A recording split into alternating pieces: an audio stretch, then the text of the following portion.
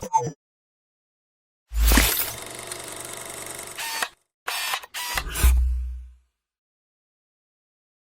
से लाखों वर्ष पहले त्रेता युग में जब सूर्य देव ने विश्वकर्मा देव की पुत्री देवी संज्ञा के साथ विवाह रचाया, पर विवाह के बाद सूर्य देव जब भी देवी संज्ञा के समीप आते तो देवी संज्ञा सूर्य देव के तेज को सहन नहीं कर पाती। समय यूं ही बीतता गया और फिर कुछ वर्षों के बाद देवी संज्ञा ने वैवस्वत मनु, यमराज और यमुना जैसे तेजस्वी संतानों को जन्म दिया।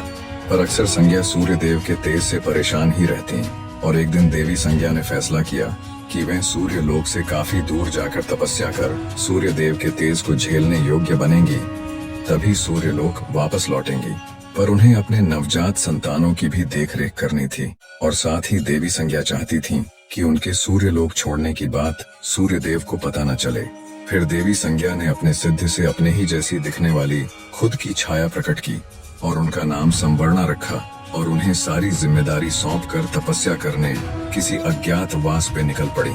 इसके बाद सूर्य देव जब भी अपनी पत्नी के समीप आते तो उनके तेज से देवी संवर्णा यानी कि देवी छाया पे उनके तेज का कोई असर न होता और दोनों खुशी खुशी अपने मिलन का आनंद उठा लेते। सूर्य देव देवी छाया को ही अपनी पत्नी संज्ञा समझते रहे और समय यूं ही बीतता चला गया। फिर धीरे धीरे वैवस्वत मनु, यमराज और यमुना भी बड़े हो गए, जिन्हें कि सूर्य देव ने उनके काबिलियत के अनुसार उनको अपना अपना कार्यभार सौंप दिया और खुद भी अपने कार्य में व्यस्त रहने लगे, जिससे कि देवी छाया अकेली पड़ गई। जिसके बाद देवी छाया ने महादेव की तपस्या करने का निश्चय किया और फिर महादेव की तपस्या में पूरी तरह से लिप्त हो गई। फिर यूं ही तेज धूप में तपकर भूखे रहकर तपस्या करते करते कई माह बीत गए और साथ ही देवी छाया ने तपस्या करते समय ही गर्भ धारण कर लिया था। और इसी बीच जब महादेव देवी छाया के सम्मुख प्रकट हुए और उनसे अपना वरदान मांगने को कहा, तब देवी छाया ने महादेव से अपने लिए एक असल जीवन का वरदान मांग लिया, क्योंकि वह सिर्फ देवी संज्ञा की एक छाया मात्र थीं। दरअसल देवी संज्ञा के एक अरसे से सूर्यलोक वापस न लौटने के कारण अब देवी छाया के अंदर एक असल जीवन पाने की इच्छा जागृत हो चुकी थी। फिर महादेव तथास्तु कहकर अंतर्धान हो गए। फिर कुछ महीनों बाद देवी छाया ने एक दिव्य शिशु को जन्म दिया, पर वह दिव्य शिशु कुपोषित और काले रंग का हुआ, जिसे देख देवी छाया चिंता में डूब गईं। पर कुछ समय बाद उन्होंने खुद के मन को समझा लिया। दरअसल देवी छाया के भूखे प्यासे और कड़ी धूप में तपस्या करने के कारण ही उनके शिशु का रंग काला हुआ। साथ ही इसके पीछे उनके छाया होने का भी प्रभाव उनके शिशु पे ही पड़ा और यह दिव्य काले रंग का शिशु कोई और नहीं बल्कि स्वयं शनिदेव ही थे। फिर देवी छाया शनिदेव का लालन पालन यूं ही करती रहीं और एक दिन सूर्य देव सूर्यलोक में स्थित अपने महल अपनी पत्नी से मिलने के लिए आए, जहां उनकी पत्नी ने उन्हें पुत्र शनि से मिलवाया और पुत्र शनि को सीधे सूर्यदेव के गोद में रख दिया। पर जैसे ही सूर्यदेव की नजर पुत्र शनि पे गई, वे पूरी तरह से हैरान हो गए और क्रोधित भी। फिर पुत्र शनि को देवी छाया के गोद में वापस रखते हुए सूर्यदेव ने देवी छाया को बहुत ही धुतकारा। सूर्यदेव ने कहा कि इस शिशु में उनके कोई भी गुण मौजूद नहीं, न ही उनकी तरह तेज, न ही स्वस्थ और न ही रंग रूप, किसी भी प्रकार से ये उनका पुत्र हो ही नहीं सकता। सूर्यदेव ने पुत्र शनि को अपना पुत्र स्वीकारने से साफ मना कर दिया और गुस्से में वहां से चले गए, जिसके बाद देवी छाया अत्यंत ही निराश हो गईं। और यही वो दिन था जब शनिदेव और सूर्यदेव के बीच शत्रुता की एक बड़ी शुरुआत हो चुकी थी। सूर्यदेव ने अब अपनी पत्नी छाया से दूरी बना लिया था। फिर समय बीतने के अनुसार शनिदेव अब थोड़े बड़े हो चुके थे और अकेली पड़ चुकी छाया का एकमात्र सहारा भी बन चुके थे। शनिदेव पैदाइशी ताकतवर थे और इसका एकमात्र कारण उनके गर्भ में होने के समय देवी छाया का महादेव के लिए तपस्या करना था। तपस्या के प्रभाव के कारण ही शनिदेव पैदाइशी ताकतवर थे। ताकतवर होने के साथ साथ वे थोड़े गुस्सैल और शरारती भी थे। बेहद कम उम्र होने के बावजूद भी उन्होंने कई गंधर्वों को युद्ध में अकेले ही परास्त कर दिया था, यहाँ तक कि देवताओं को भी टक्कर देने लगे थे। शनिदेव अपने गुस्से का प्रयोग अपनी ताकत के साथ मिलाकर किया करते और इसीलिए वे बड़े से बड़े गंधर्वों और देवताओं को अपनी ताकत का लोहा मनवा चुके थे। शनिदेव के बचपन से ही इतने कठोर बन जाने के पीछे उनके पिता सूर्यदेव के प्रति उनके मन में पल रहा क्रोध ही था और उस समय शनिदेव का एकमात्र लक्ष्य सूर्यदेव से भी ज्यादा शक्तिशाली बनकर उनके घमंड को चकनाचूर करना था। फिर समय जैसे जैसे बीतता जाता, शनिदेव के अंदर सूर्यदेव के प्रति क्रोध और घृणा की भावना उतनी ही बढ़ती जाती, और इसी प्रकार शनिदेव अब युवा भी हो चुके थे।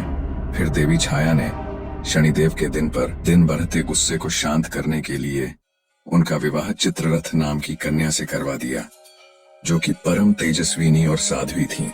विवाह के बाद शनिदेव सचमुच काफी शांत रहने लगे थे, और एक बार जब शनिदेव अपने ध्यान मुद्रा में बैठे हुए थे, तब उनकी पत्नी चित्ररथ ने शनिदेव के सम्मुख पुत्र प्राप्ति की इच्छा व्यक्त की, जिसका शनिदेव ने कोई उत्तर नहीं दिया।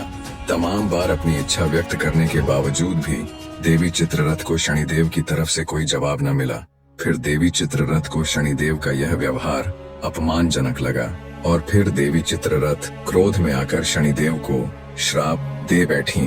देवी चित्ररथ के श्राप के दौरान शनिदेव यदि किसी को मात्र सिर्फ देख भी लें तो उसकी तबाही निश्चित थी, यानी कि देवी चित्ररथ ने उन्हें किसी को नजर उठाकर न देखने का श्राप दे दिया। ध्यान मुद्रा से उठने के बाद शनिदेव को अपने भूल का आभास हुआ, और उन्होंने अपनी पत्नी को मनाने की बेहद कोशिश की, जिसके बाद देवी चित्ररथ को भी अपनी गलती का एहसास हुआ, पर श्राप को निष्फल करने की शक्ति देवी चित्ररथ के पास न थी। और फिर इस घटना के बाद से शनिदेव अपना सिर नीचे करके चलने लगे। फिर यह बात पूरे ब्रह्मांड में तेजी से फैल गई, और यह बात असुरों के गुरु शुक्राचार्य को भी पता चली, जिसके बाद वे असुरों के सेनापति राहु के साथ शनिदेव के सम्मुख प्रकट हुए, और शनिदेव के इस श्राप को अपनी शक्ति बनाकर देवताओं के खिलाफ इस्तेमाल करने की सलाह दी, जिसके बाद शनिदेव ने शुक्राचार्य को खुद के स्वार्थ के लिए दूसरों का इस्तेमाल न करने की सलाह देते हुए साफ मना कर दिया, और शुक्राचार्य समेत राहु को वापस जाने की सलाह दे दी। इसी बीच देवी संज्ञा पृथ्वी से सूर्यदेव के तेज को झेलने योग्य बनकर सूर्यलोक वापस लौट आए, और फिर उन्हें अपने पीठ पीछे हुए सभी करतूतों का पता चल गया, जिसके बाद वे देवी छाया पे अत्यंत ही क्रोधित हुईं, और सूर्यदेव को सब कुछ सच सच बता दिया। जिसके बाद सूर्यदेव ने तो देवी संज्ञा के ऊपर अपना क्रोध व्यक्त किया ही, साथ ही उन्होंने देवी छाया और शनिदेव को सूर्यलोक से निष्कासित और अपमान कर बाहर निकाल दिया। जिसके बाद शनिदेव और माता छाया पृथ्वी की ओर चल पड़े, और एक घने वो सुंदर से वन में निवास करने लगे। वन में रहते रहते शनिदेव की मित्रता काकराज से हुई, और इस बेहद खूबसूरत वन में शनिदेव माता छाया के संग खुशी खुशी रहने लगे थे। फिर समय बीतता गया, और कुछ वर्षों के बाद सूर्यदेव को शनिदेव के इस निवास स्थान का पता चला, जिसके बाद वे शनिदेव के जान के दुश्मन बन बैठे, और शनिदेव के निवास स्थान वाले वन में सूर्यदेव ने अपने मायावी तेज से आग लगा दी। जिसके बाद देवी छाया तो एक परछाई होने के कारण उस आग से बचकर बाहर निकल आईं, लेकिन शनिदेव उस मायावी आग के चपेट में पूरी तरह से फंस चुके थे। और फिर देवी छाया मदद की गुहार लगाने लगी। फिर अचानक काकराज ने वन के ऊपर से आकर शनिदेव को अपने पंजों में जकड़कर काफी दूर अपने काकलोक ले गए, और फिर काकलोक में आने के बाद काकराज ने शनिदेव को अपनी माता से मिलवाया, और काकराज की माता ने शनिदेव को काकलोक में ही रहने की विनती की, जिस पे शनिदेव ने भी सहमति जताई। काकराज की माता ने शनिदेव को अपने पुत्र की तरह लाड़ प्यार से रखा। फिर यूं ही समय बीतता गया, और एक दिन यह बात इंद्रदेव को पता चली, जिसके बाद शनिदेव और काकराज की अनुपस्थिति में इंद्रदेव ने काकलोक पे हमला कर दिया, जिसके फलस्वरूप तमाम काक समेत काकराज की माता की मृत्यु हो गई। और फिर जब यह बात शनिदेव और काकराज को पता चली तो वे अत्यंत ही क्रोधित हो उठे, और शनिदेव आग बबूला होते हुए अपनी ताकत को जगाते हुए उस ताकत का कुछ हिस्सा काकराज पे समाहित कर उन पे सवार होकर स्वर्गलोक की तरफ प्रस्थान कर बैठे। और यहाँ स्वर्गलोक पे इंद्रदेव समेत सभी देवता नृत्य और सोमरस का आनंद उठा ही रहे थे कि तभी उन्हें दूर से बेहद जोरदार गर्जना भरता हुआ तीव्र गति से सामने आता हुआ काल के समान काक और उस पे सवार शनि नजर आया, जिन्हें देख स्वर्गलोक में भगदड़ मच गई और देवता युद्ध के लिए अस्त्र शस्त्र लिए तैयार हो गए। लेकिन शनिदेव स्वर्ग पे कदम रखते ही अपने तिरछी नजर से देवताओं को तो पहले शक्तिहीन बना दिया, फिर अपने आंखों की तेज रोशनी से उन पे प्रहार कर उन्हें फर्श पे पटक दिया। इंद्रदेव समेत सभी देवता शनिदेव के सामने इतने कमजोर हो चुके थे कि वे अपने अस्त्र शस्त्र को भी उठा पाने में असमर्थ थे। फिर शनिदेव ने देवताओं के ही अस्त्र शस्त्र से उन्हीं को बुरी तरह से घायल करना शुरू कर दिया, जिसके बाद सभी देवताओं को स्वर्ग से किसी भी तरह अंतर्धान होकर भागना पड़ा। इंद्रदेव समेत सभी देवताओं ने शनिदेव के भय से कहीं दूर जाकर सूर्यदेव को याद किया और सभी सूर्यदेव से शनिदेव को जलाकर भस्म कर देने की विनती करने लगे। जिसके बाद स्वर्गलोक में सूर्यदेव का आगमन हुआ और सूर्यदेव ने शनिदेव को यह सब रोकने का आदेश दिया, जिसपे शनिदेव ने साफ इनकार कर दिया। फिर सूर्यदेव ने शनिदेव के ऊपर अपने मायावी घातक किरणों से प्रहार कर दिया, जिसे कि शनिदेव ने बीच में ही अपने आंखों की भयंकर ऊर्जा से तबाह कर दिया और साथ ही सूर्यदेव के ऊपर अपनी कुदृष्टि भी डाल दी, जिससे कि सूर्यदेव बिल्कुल ठंडे और काले पड़ गए, जिसके फलस्वरूप पूरे आकाश गंगा की रोशनी विलुप्त हो गई और हर जगह सिर्फ अंधेरा ही अंधेरा छा गया। जिसके बाद सूर्यदेव को भी स्वर्ग छोड़कर भागना पड़ा। फिर सभी देवता अपने बचे खुचे शक्तियों का इस्तेमाल कर किसी भी प्रकार पृथ्वी में स्थित कैलाश पहुंचे और महादेव के सम्मुख सारी बात बताकर रो पड़े। जिसके बाद महादेव ने तो सबसे पहले सभी देवताओं को उनके करतूतों के लिए फटकार लगाई और फिर स्वर्ग समेत देवताओं की शक्तियों को वापस दिलाने का भी भरोसा दिलाया। फिर महादेव ने अपने कुछ शिवगणों की टुकड़ियों को देवताओं के साथ स्वर्गलोक रवाना किया। जिसके बाद स्वर्गलोक पहुंचते ही देवताओं ने शनिदेव को युद्ध के लिए ललकारा। जिसके बाद शनिदेव युद्ध के लिए देवताओं और शिवगणों के आगे उपस्थित हुए और फिर शिवगण समेत सभी देवता एक साथ मिलकर शनिदेव के ऊपर टूट पड़े। जिसके बाद शनिदेव शिवगणों और देवताओं के प्रहार से बचते हुए काकराज के ऊपर जा बैठे और अपने कुदृष्टि का प्रयोग करके उन्होंने सबसे पहले तो शिवगणों को शक्तिहीन और सुस्त बना दिया, जिससे कि वे जमीन पर गिर पड़े। फिर शनिदेव ने अपने कुदृष्टि से इंद्रदेव और सूर्यदेव को वहीं मूर्छित कर दिया और यह देख बाकी देवता स्वर्ग लोक से अंतर्धान हो गए। फिर शनिदेव ने इंद्रदेव से देवराज का राज्य मुकुट छीनकर अपने पास रख लिया और फिर इंद्रदेव समेत सूर्यदेव को स्वर्ग में ही अपना बंदी बनाकर बंदी गृह में डाल दिया और यहाँ अग्निदेव और वरुण देव समेत बाकी देवता स्वर्ग लोक से दोबारा से भागते हुए कैलाश महादेव के पास आ पहुंचे और महादेव को सारी बात बताते हुए उन्हें स्वयं स्वर्ग लोक चलकर शनिदेव को समाप्त करने की विनती करने लगे। इतना सुनते ही महादेव कैलाश से अंतर्धान हो गए और देवता देखते ही रह गए और यहाँ स्वर्ग लोक पे शनिदेव पूरी तरह से अपना आधिपत्य जमाकर बैठ चुके थे एवं इंद्रदेव समेत सूर्यदेव को एक बड़ा दंड देने की तैयारी में जुट चुके थे कि अचानक स्वर्ग लोक में एक सैलाब सा आ गया। पूरा स्वर्ग थर्रा उठा। फिर आगमन हुआ देवों के देव महादेव का, जिसके बाद महादेव ने शनिदेव को यह सब रोकने का आदेश दिया, पर शनिदेव ने अपना सिर झुकाए हुए ही इनकार कर दिया।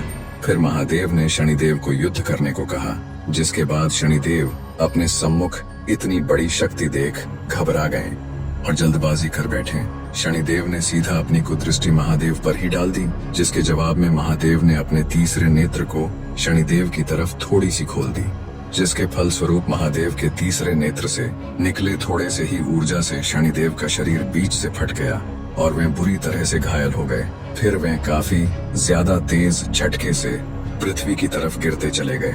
शनिदेव के मूर्छित होते ही देवताओं की शक्ति वापस आ गई और यहाँ महादेव के त्रिनेत्र से निकले थोड़े से ही ऊर्जा में इतनी ताकत थी कि शनिदेव स्वर्ग से नीचे की तरफ गिरते हुए पृथ्वी काफी तीव्र गति से पहुंच गए और तमाम पेड़ पौधों को ध्वस्त करते हुए एक पीपल के पेड़ में जा अटके। शनिदेव पूरी तरह से अधमरा हो चुके थे।